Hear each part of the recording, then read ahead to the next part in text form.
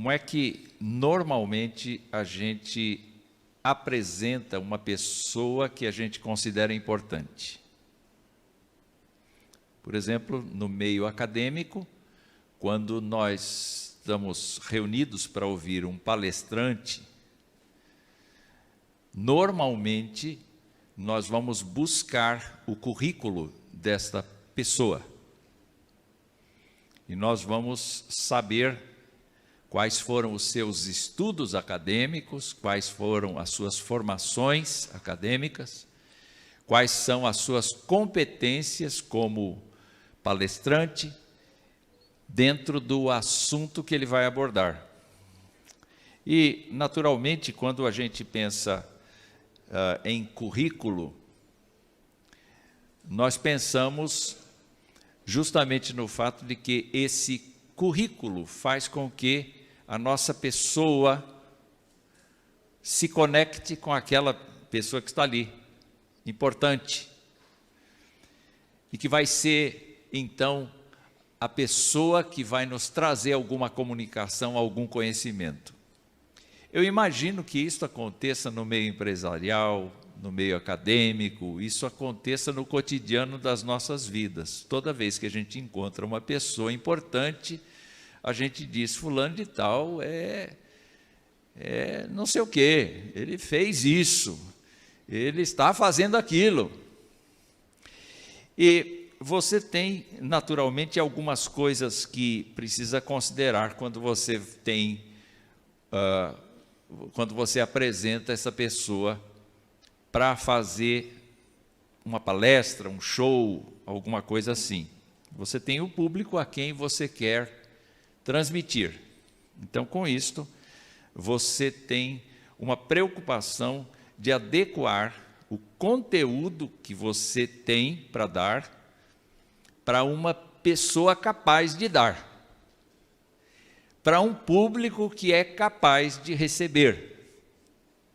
Eu me lembro que, em certa ocasião, um pastor estava tomando posse numa igreja grande no interior de São Paulo, e ele era muito estudado. Ele tinha um vocabulário assim impressionante. Ele tinha uma boa dicção, mas acima de tudo ele tinha um bom vocabulário. Ele falava complicado. Ele falava num alto nível. E para a igreja sede, aquilo era fundamental. Eles queriam um pastor culto, um pastor que estivesse à altura deles. E aparentemente ele agradou, porque ele ficou lá vários anos. Mas naquele dia, como ele estava tomando posse, ele também foi à tarde, numa congregação de chão batido. Não tinha nem cimento. Era num bairro tão pobre, tão humilde, que não havia cimento. Era uma construção muito simples. E ele chegou e ele ficou sem saber como falar com as pessoas, porque ele não se sentia adequado de falar com as pessoas.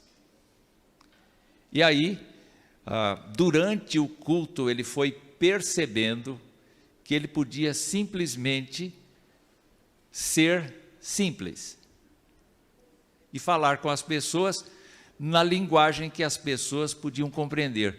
E ele foi muito abençoado naquela tarde, porque ele percebeu que ele não estava falando ao vento, ele estava falando a pessoas, e ele honrou aquelas pessoas com a postura de simplicidade. Ele aprendeu uma coisa nova naquele dia. Mas também, quando a gente contrata alguém, ou quando a gente apresenta uma autoridade, um palestrante, uma pessoa que a gente quer destacar, a gente se preocupa não só com o público que vai ouvir, mas com o conteúdo que vai ser dado. Porque é necessário que aquele conteúdo seja útil para as pessoas.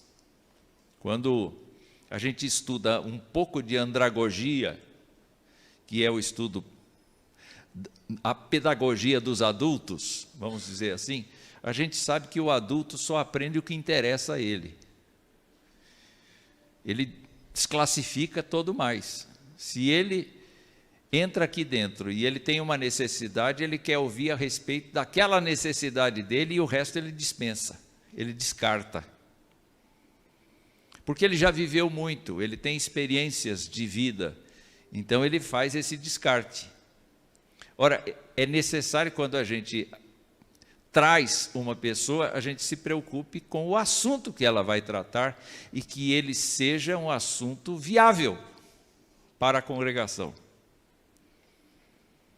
Eu me lembro que quando nosso filho mais velho foi batizado na infância, pouco antes a gente teve culto do bebê em casa, não é? E o nosso pastor na época, então foi em casa e ele falou sobre o desenvolvimento das samambaias,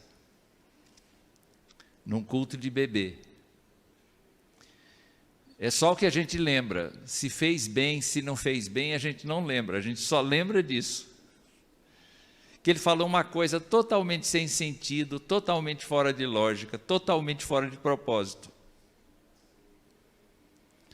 Então é necessário a gente se preocupar com o conteúdo que a gente quer transmitir, que quer compartilhar, porque, especialmente quando a gente traz alguém, a gente quer que esta visita, esta pessoa, provoque em nós reações de crescimento, de desenvolvimento, de complemento daquilo que a gente já tem. E mais uma coisa, quando a gente traz uma pessoa, além de preocupar-se com quem vai ouvir, com o conteúdo que vai ser apresentado, nós precisamos nos preocupar com o contexto que as pessoas estão vivendo. E em certa ocasião, eu fiquei assim, até assustado com a reação das pessoas, porque me perguntaram assim, o que você daria numa classe de idosos como aula da escola dominical? Eu disse, eu daria o fim do mundo, o fim dos tempos, como é o céu. O que o crente precisa fazer enquanto está nos últimos suspiros da vida dele? Disseram, você está louco.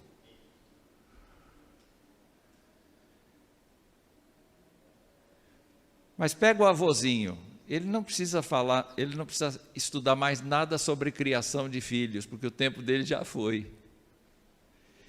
Ele não precisa estudar nada sobre trabalho, porque ele já trabalhou e está aposentado. Ele não precisa aprender nada sobre educação sexual, porque ele já vivenciou essa experiência no decorrer da idade vigorosa dele. O que ele precisa aprender? Que Jesus Cristo vai recebê-lo no céu. E me descartaram por conta disso. Justamente porque eu entendi que no final da nossa existência, o que a gente mais precisa é da segurança do Senhor. É de falar das glórias do céu, é de falar da glória da vida vindoura e tudo mais. Então eu fico preocupado sim, quando a gente traz alguém, a gente deve pensar no público, a gente deve pensar no conteúdo e a gente deve pensar no contexto. E foi isso que o apóstolo João pensou, quando ele escreveu o seu evangelho. Já havia 3 evangelhos consagrados. Havia Mateus, Marcos e Lucas. Esses evangelhos já estavam circulando, além de outras histórias fantásticas que as pessoas escreviam a respeito de Jesus. Mas o João, um apóstolo que amou Jesus Cristo verdadeiramente, viu que a igreja estava esbarrando em dificuldades doutrinárias muito grandes. precisando de correção, precisando de auxílio, precisando de ajuda. E ele então, inspirado pelo Senhor, escreve o Evangelho e tem uma tese. A tese dele está exposta lá no final do Evangelho, que diz que a proposta dele é para que nós creiamos que Jesus Cristo é o Filho de Deus. Todas as coisas que ele vai escrever, então, estão circundando este propósito original. Eu quero mostrar para vocês a pessoa de Jesus Cristo e quero mostrar para vocês que ele é o Filho de Deus.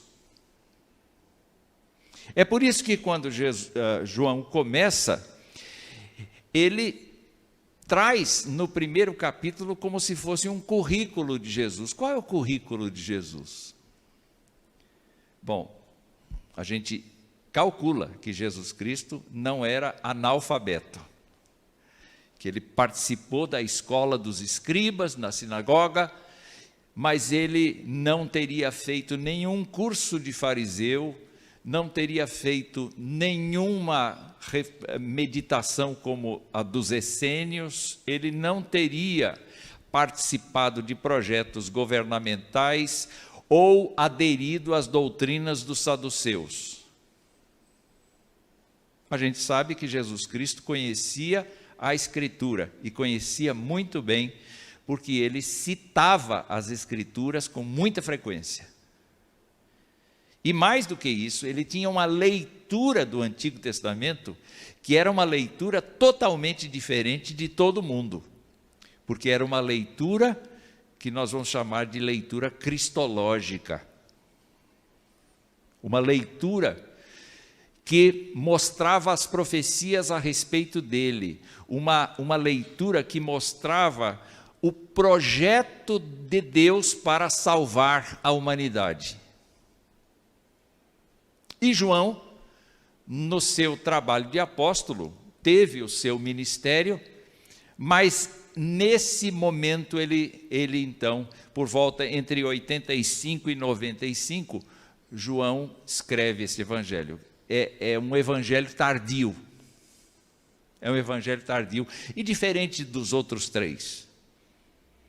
Então, vejam só, o público de João é todo aquele que crer em Cristo. Não importa se judeu ou se gentil.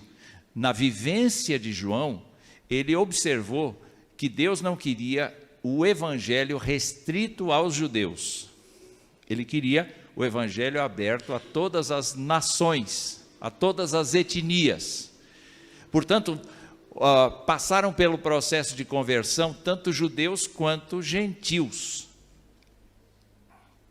E a gente vê que o conteúdo é aquela tese do fim do Evangelho que diz: para que creiais que Jesus Cristo é o Filho de Deus eterno. E o contexto? O contexto.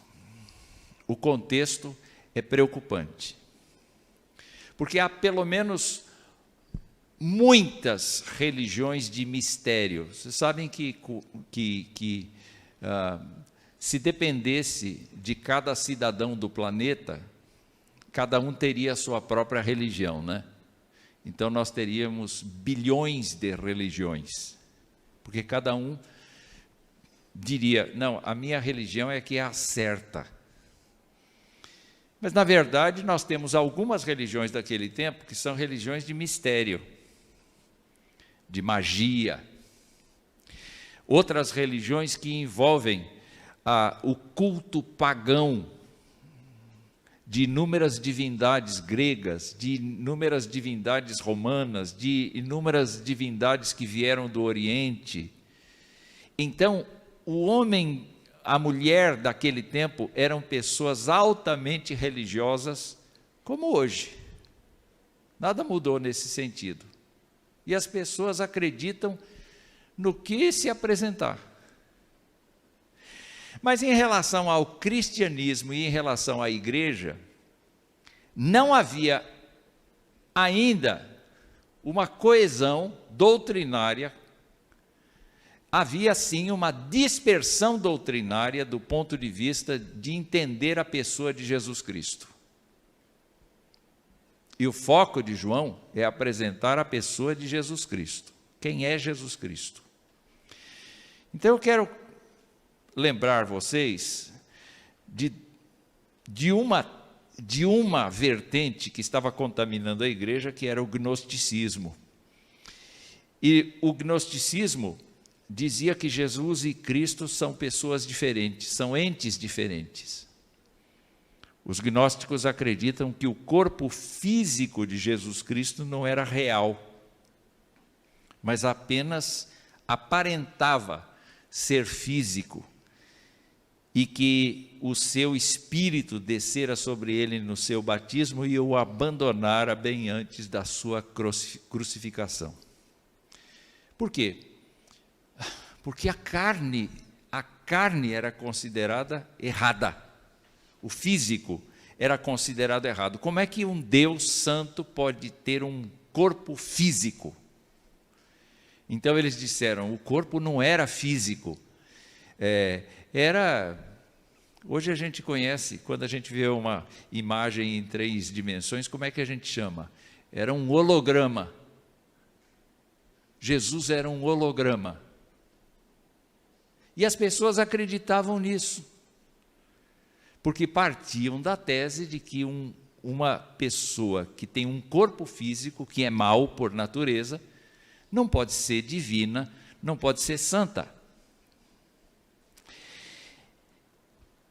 E a respeito da salvação, eles também ensinavam que a salvação é adquirida através da posse de conhecimento do divino, que liberta o ser das ilusões da escuridão.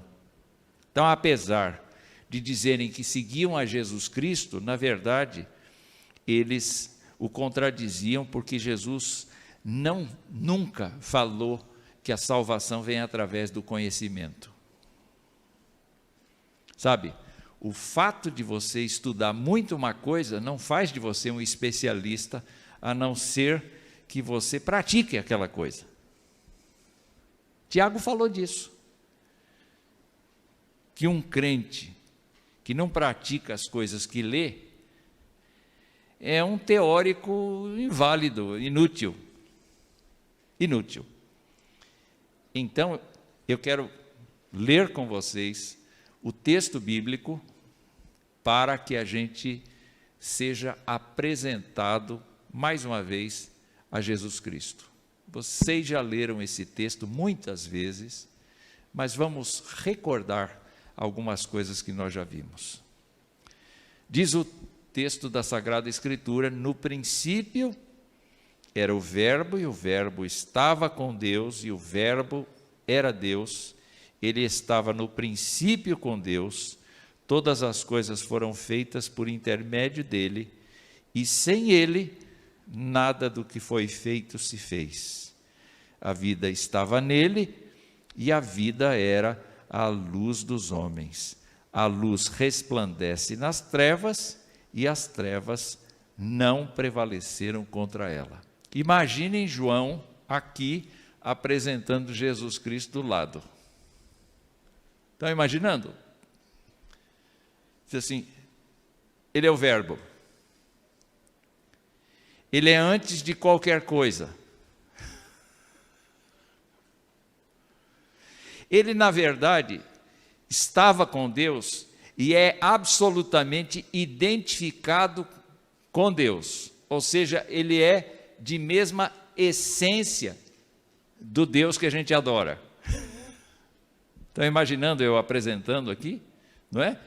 Ele é a pessoa que Deus usou, que Deus o Pai, que nós adoramos, que Deus usou para ser o mediador de qualquer coisa que esteja criada nos céus e na terra.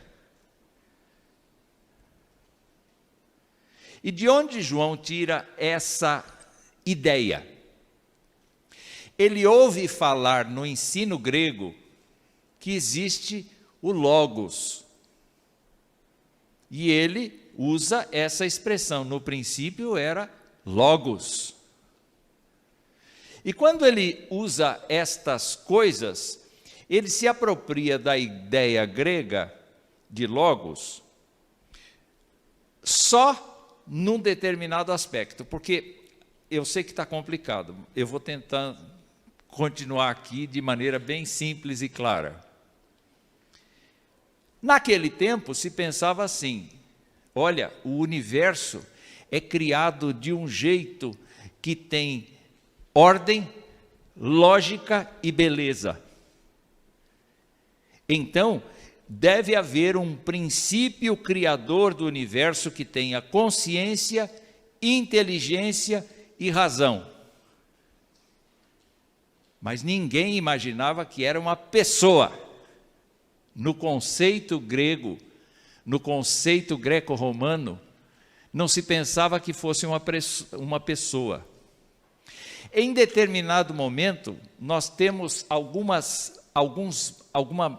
coisa da mitologia chamada teoria de Gaia, que diz que a Terra é um ser vivo, mas é um ser vivo que tem vontade, é um ser vivo que tem personalidade. Atualmente, a ciência diz, não, a Terra não tem personalidade nenhuma, a Terra simplesmente tem leis físicas e químicas que a regem, que a controlam. É simples assim, não tem Deus envolvido, não tem princípio criativo nenhum, não tem nada disso. Mas naquele tempo se dizia, existe alguém, alguma coisa, alguma força, algo que controla tudo isso de maneira lógica, de maneira bela. E quando os filósofos olhavam para si mesmos, eles diziam, nós temos em nós mesmos a consciência, a inteligência, a razão, nós temos ordem, nós temos lógica, nós gostamos do belo, portanto, nós somos intrincados com essa força criadora.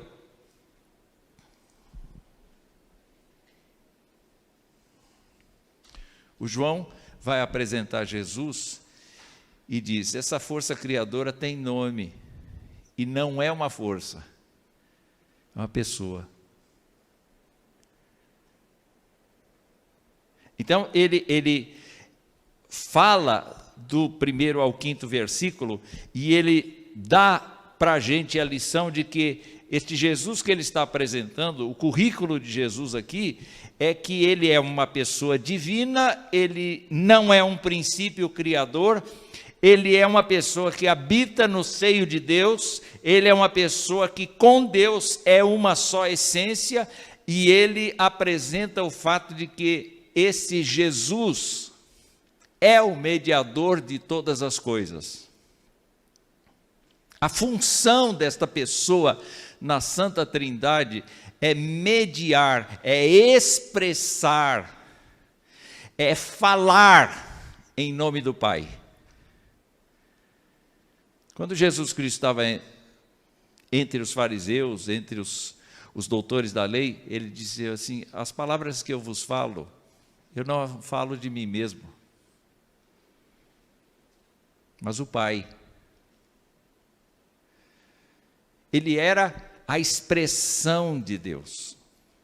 Então, se em qualquer momento da história Deus falou com você, ou Deus falou com Moisés, ou Deus falou com Samuel, ou Deus falou com Davi, ou Deus falou com Elias, ou Deus teve uma teofania com Gideão, não importa.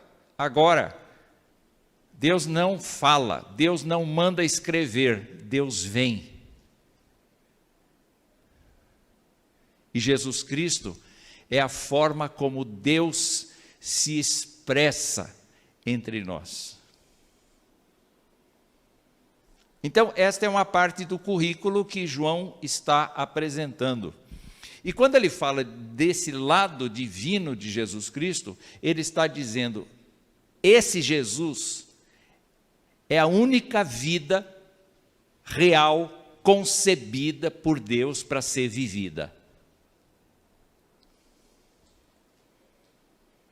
Não é a vidinha que a gente tem. É a vida em conexão com o Deus Todo-Poderoso. é a vida de compartilhamento da divindade.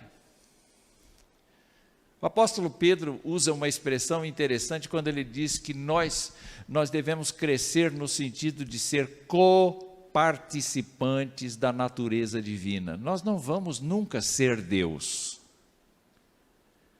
mas nós vamos ser tão parecidos com Ele e envolvidos na essência dEle, na graça dEle, na misericórdia dEle, que nós vamos ter atitudes semelhantes às dEle, sentimentos semelhantes aos dEle, justiça semelhante a dEle, bondade semelhante a dEle.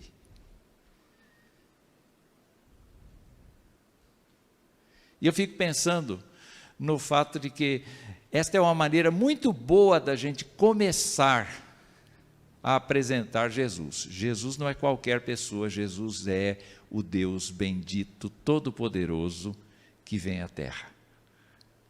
É grandioso.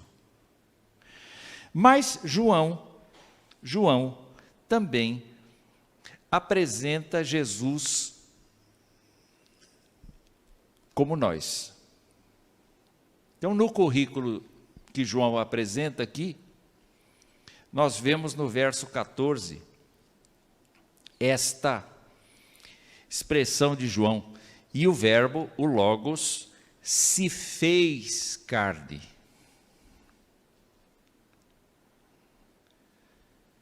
Quando a gente pensa no se fez carne, não é simplesmente a ideia de que Deus disse: olha, você vai para a terra e você vai ser uma pessoa da população mundial. Não, o Filho quis isto. Agora, de que modo esse Filho veio? De que modo a humanidade de Jesus Cristo é uma humanidade diferente da nossa humanidade? Primeiro, ele nasceu da virtude do Espírito Santo sobre Maria.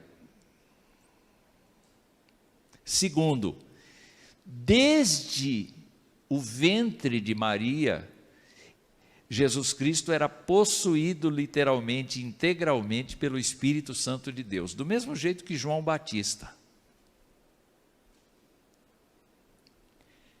Portanto, ainda que ele convivesse com gente pecaminosa, com pais imperfeitos, com crianças do bairro que aprenderam desde cedo mentir, fazer malvadeza e correr, Jesus Cristo foi se conservando fiel ao Pai, ao ponto de, aos 12 anos de idade, ir para Jerusalém pela primeira vez na vida dele, consciente, né? Porque ele foi a Jerusalém, quando pequenininho, mas ele não estava consciente. Quando ele estava consciente, já um adolescente, que idade você tem, meu filho? Da sua idade. Levanta aí para ser conhecido. Isso. Dessa idade. Pode sentar. O rapaz deu aula de Bíblia. Vocês estão percebendo a conexão que ele tinha, embora fosse humano?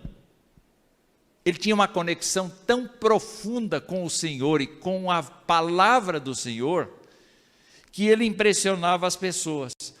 Então, o texto diz que ele se fez carne e habitou entre nós, cheio de graça e de verdade. Em outras palavras, nele não se encontrava deslizes como nós temos. Nele não se encontrava desencorajamento como nós temos. Nele se encontrava uma vida absolutamente dinâmica, sofrida, doída, machucada, porque ele era verdadeiro. Era um rapaz que não mentia. Era um rapaz que, quando fazia uma roda de carroça, não inflacionava o preço. Era uma pessoa que estava ciente dos seus compromissos com a lei de Deus. Então, é muito interessante você olhar que João confirma a existência física de Jesus Cristo. Ele não era um holograma, ele era uma pessoa real, de carne e osso. E o texto diz: ele era cheio de graça e de verdade, vimos a sua glória, glória como do unigênito do Pai. João viu o sofrimento de Cristo e viu a glorificação de Cristo. Ele acompanhou todo esse processo de Jesus Cristo se entregar na cruz e de Jesus Cristo ressuscitar no terceiro dia, espantando a todos. Ele viu a incredulidade de Tomé naquela sala. Ele disse: se eu não tocar nas mãos e nos pés, eu não vou crer que é ele. E Jesus disse assim: vocês têm alguma coisa para comer? Um holograma não come. Então, diante destas coisas todas, eu fiquei pensando que a chegada de Deus na terra tinha que ser antecedida por certos preparos, por certos cuidados. O primeiro cuidado que a gente tem é o registro das profecias acerca dele. Deus falava da vinda do seu filho para a terra desde sempre. No Éden ele falou, mas mais claramente, mais especificamente, ele começou a falar disso 800, 900 anos antes de Jesus Cristo vir. O menino vos nasceu, um filho se nos deu, e o seu nome será maravilhoso conselheiro, Pai da eternidade, príncipe da paz. O reino está sobre os seus ombros. Aí Isaías vai lá no capítulo 53 e fala do servo sofredor. E há uma porção de profecias que vão mostrando Jesus humano, trabalhando. A vinda de Jesus é programada. O apóstolo Paulo diz que Jesus Cristo nasceu de mulher na plenitude do tempo, quer dizer, na hora em que a história teve um encaixe fenomenal. Às vezes a gente vê em filme de aventura, aquelas aventuras místicas, que a lua tem que chegar na frente do sol, fica tudo escuro, aí acontece a magia, não é?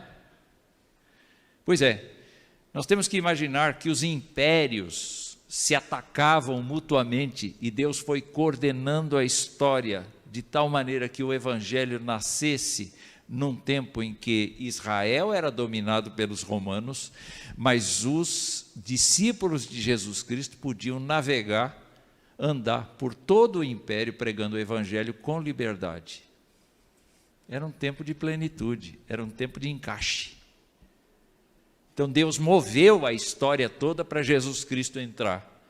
Tem mais uma coisa que eu fico empolgado de pensar, é que Jesus Cristo não veio com a cara e com a coragem. Tinha que haver uma pessoa antes que abrisse o caminho para ele. E se você pensar nessa pessoa, essa pessoa está profetizada. Gente, está profetizada de muito tempo. Como é que era o perfil dessa pessoa que tinha que vir? Não era como Jesus, era um pecador como nós. Mas era uma pessoa que nasceu de uma mulher que não podia ter filhos, uma mulher estéril. Nunca Deus permitiu que ela concebesse. Ela concebeu para aquilo. Esse menino cresce e vai para o deserto, e ele vira um pesquisador da Escritura, e ele vira um pregador. E ele se veste de um jeito diferente, imitando um profeta do passado que era Elias. E quando ele vem, ele leva toda a nação ao arrependimento por conta da sua fala. Tanto é que as pessoas dizem assim: é você que é o Messias? Não, não sou eu não. É o que vem depois de mim, que na verdade é antes de mim. Porque João Batista tem a consciência de que Jesus tem o lado em que ele é o Logos e ele estava com Deus, e ele era Deus, e ele era a luz para os homens. Uma vez com os discípulos, ele disse assim: eis o Cordeiro de Deus, que tira o pecado do mundo. E os discípulos foram atrás dessa pessoa, que era Jesus. E eu fico então pensando no fato de que Hebreus vai dizer que Jesus Cristo teve uma vida comum com a nossa vida. Eu até gostaria de ler este versículo, que é Hebreus 2,14, para que nós entendêssemos que o lado humano de Jesus Cristo era fundamental para que a sua obra fosse perfeita. E diz assim: visto, pois, que os filhos têm participação comum de carne e sangue, da carne e do sangue também ele igualmente participou, para que por sua morte destruísse aquele que tem o poder da morte, a saber, o diabo. Por que Jesus teve uma natureza humana? Para identificar-se conosco. E Jesus Cristo teve uma natureza humana para morrer por nós. Isso fazia parte do plano de Deus. Então, no currículo de Jesus Cristo consta o lado divino, pré-existente e mediador de todas as coisas, e o lado humano, que é o lado de identificação conosco e de sofrimento por nós. Tem uma última coisa que eu quero falar a respeito do currículo de Jesus, que é a questão de qual foi a percepção da sua pessoa e da sua mensagem. Qual foi a percepção da sua pessoa e da sua mensagem? E eu quero dizer que a percepção não é generalizada. A percepção é muito particular. Porque vejam os versículos 9 e 10, 9 a 13. E diz assim: a verdadeira luz que vinda ao mundo ilumina todo homem, o verbo estava no mundo. O mundo foi feito por intermédio dele, mas o mundo não o conheceu. Não há percepção no mundo de quem é Jesus Cristo. As pessoas podem considerá-lo um personagem histórico, um grande filósofo, uma pessoa entendida. Podem até citar o fato de que a religião o chama de filho de Deus, mas as pessoas não têm percepção da profundidade e da grandeza desta pessoa que é Jesus. Tem uma coisa também que acontece dentro do povo de Jesus. Ele veio para o que era seu e os seus não o receberam. Também as pessoas que praticavam a lei de Moisés, que praticavam o judaísmo, que praticavam todas as cerimônias culticas orientadas desde o passado, estas pessoas não conseguiram aceitar que Jesus Cristo fosse homem e fosse Deus simultaneamente. É difícil a gente aceitar isto. Em que condições a gente pode aceitar que esta pessoa que João está apresentando é a pessoa que vai resolver o nosso problema espiritual em definitivo? Somente com a ajuda dele. Porque o texto diz assim: a todos quantos o receberam, deu-lhes o poder de serem feitos filhos de Deus, a saber, aos que creem no seu nome, os quais não nasceram do sangue, nem da vontade da carne, nem da vontade do homem, mas de Deus. Você confessa que Jesus Cristo é Deus e homem ao mesmo tempo? Não dá para explicar. Mas se a gente crê, confessa que Jesus Cristo é Deus, está na presença de Deus, e ao mesmo tempo esteve na terra, tem um corpo humano, ainda hoje, só que glorificado, ultrapassa o tempo, ultrapassa a fome, ultrapassa a doença, ultrapassa a morte. Um corpo resistente a tudo isso, porque não tem pecado este corpo. Se nós admitimos esta verdade espiritual das Escrituras, não foi nem nosso pai, nem nossa mãe, não foram as circunstâncias, não foram as coisas que nós aceitamos, ou que nós pensamos, ou que nós refletimos, que nos ajudaram a crer nisto.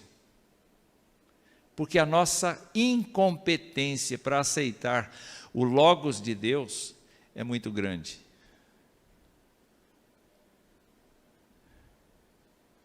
Quem nasceu no Evangelho, e eu estou falando de conversão, não estou falando de nascer na igreja. Quem nasceu no Evangelho, quem hoje confessa Jesus Cristo com tranquilidade no seu coração, é uma pessoa que fez isso por intervenção divina na sua vida. E João fala disso, quando cita no versículo 16 o seguinte: todos nós temos recebido da sua plenitude e graça sobre graça.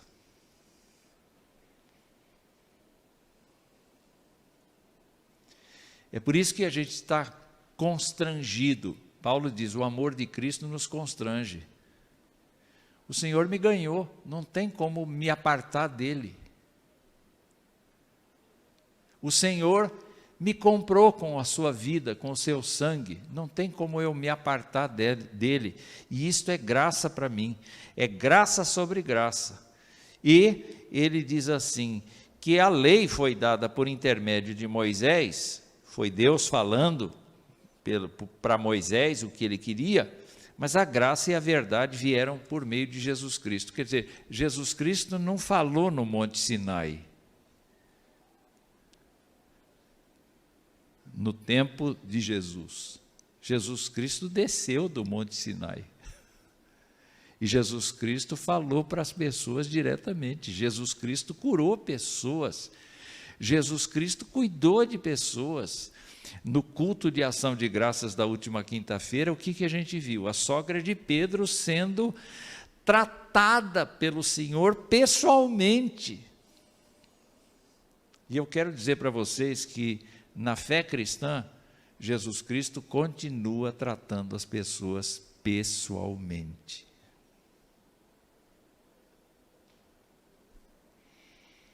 Eu quero terminar com a declaração de João no versículo 18, que diz assim, ninguém jamais viu a Deus, nem Adão, antes de pecar, diz o hino. Porque Deus aparecia a ele no decorrer do dia, mas na forma de uma teofania, porque Deus não tem aparência. E nunca ninguém viu o ser de Deus o Pai, porque ele não tem aparência. Uma boa forma de Deus se manifestar sem mostrar forma alguma era a fumaça, quando foi consagrado o tabernáculo, quando foi consagrado o templo, aí ele apareceu na forma de fumaça. Todo mundo via a fumaça, mas ninguém sabia a forma da fumaça. Porque a fumaça não tem forma. Deus não tem forma. Mas ele pôde ser, a teofania pôde ser visível a partir de enxergarem a fumaça. E eu quero, então, terminar dizendo assim, ninguém jamais viu a Deus, mas o Deus unigênito que está no seio do Pai, revelou o Pai. É por isso que Jesus é o Logos, porque ele revela o Pai, porque ele media a vida das pessoas com o Pai.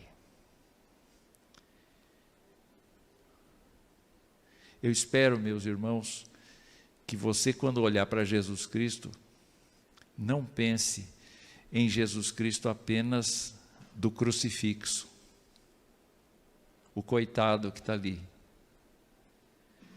Mas quando você olhar para o currículo de Jesus em João, você veja, em primeiro lugar, Ele é Deus. Em segundo lugar, Ele é homem também. E Ele se envolveu com a minha vida.